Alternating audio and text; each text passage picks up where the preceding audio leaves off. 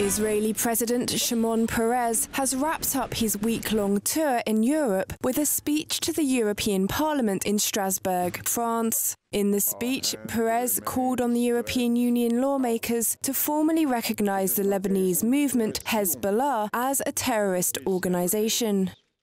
Iran supports terrorism throughout the world. Its main proxy, Hezbollah,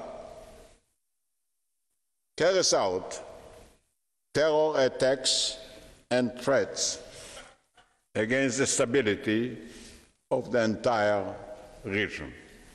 We appeal to you. Call terror terror.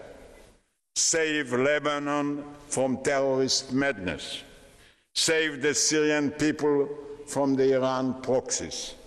Save your citizens and ours from Hezbollah. The international community has to designate Hezbollah as a terrorist organization because they are a terrorist organization.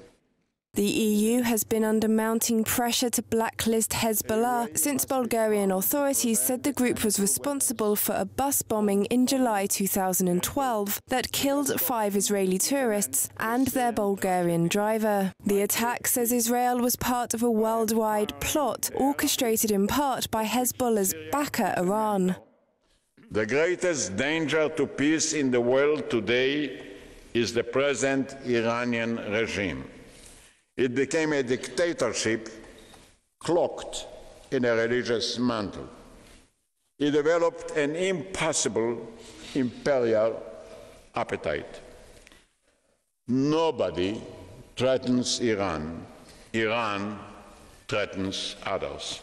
Israel is also under threat as a result of the civil war in Syria, which many believe could lead to the transfer of chemical weapons to Hezbollah from the stockpiles of Syrian President Bashar al-Assad. Assad recently built a nuclear installation and an arsenal of chemical warheads. The nuclear installation was destroyed in time. The chemical arsenal remains in his hands to this very day. It is a terrible danger for the Syrian people, for the entire region, and even for Europe. A way must be found to prevent the chemical weapons from falling into the wrong hands. But in spite of the Middle East's regional tensions, Israel is to receive something of a boost in the coming week, with a visit from US President Barack Obama, his first since taking up residence in the White House in 2008.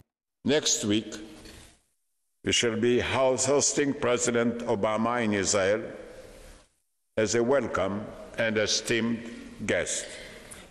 His support for our security is extraordinary, and his devotion to peace is unshakable.